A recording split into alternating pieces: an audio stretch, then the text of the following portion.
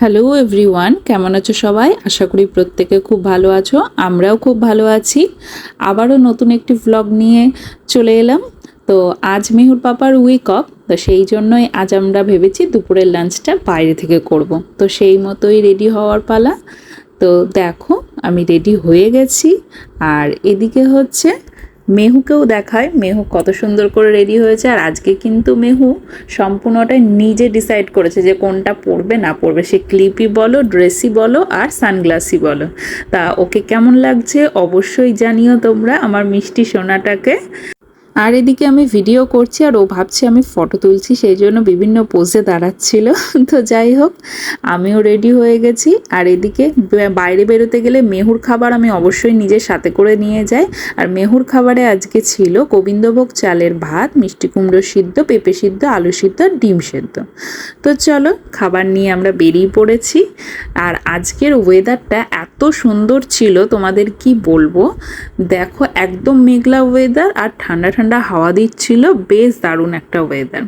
তো তোমাদেরকে একটা জিনিস দেখায়, দেখো আমাদের যাওয়ার পথে কিন্তু একটা ধাম পড়ে যেটা খুবই জাগ্রত, শ্রী শ্রী জগৎবন্ধু প্রভুর ধাম। এই যে যারা মুর্শিদাবাদে থাকো তারা অবশ্যই চিনবে।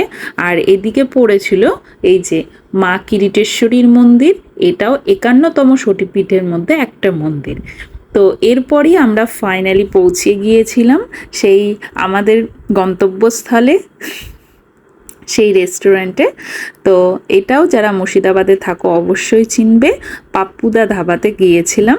অনেক দিন পর যাওয়া, সেই প্রায় 3-4 বছর আগে একবার গিয়েছিলাম, আর এই 3-4 বছর পর আবার আসা। তো এবার ভেতরে চলে যাচ্ছি, কারণ বেশ বেলা হয়ে গিয়েছিল, প্রায় ওই 2:30 মতো বেজে গিয়েছিল। আর মেহুরও খুব খিদে পেয়ে গিয়েছিল, সেই জন্য এসে সঙ্গে সঙ্গেই ওকে খাওয়াতে বসে পড়েছিলাম। আর মেহু বাইরে গেলে বেশি দুষ্টুমি করে না, চুপচাপ খেয়ে নেয়। তো আমরা স্টার্টারে অর্ডার করেছিলাম চিকেন পকোড়া, আর মেন কোর্সে অর্ডার করেছিলাম এই যে মাটন বিরিয়ানি। আর এখানকার বিশ্বাস করো প্রত্যেকটা খাবারের টেস্টই অসাধারণ, মানে প্রত্যেকটা রান্নায় খুবই ভালো এখানকার হয়। তো দুপুর যেহেতু হয়ে গেছে আর মেহুকে খাইয়ে উঠতে উঠতে প্রায় 3:30 পৌনে 4টে মতো বেজে গেছিলো। তো তারপরে আমরাও ঝটপট করে সার্ভ করে খেতে বসে পড়েছিলাম, কারণ এরপর মেহু খেয়ে উঠলে আবার মেহুর খুব তাড়াতাড়ি ঘুম পেয়ে যায়।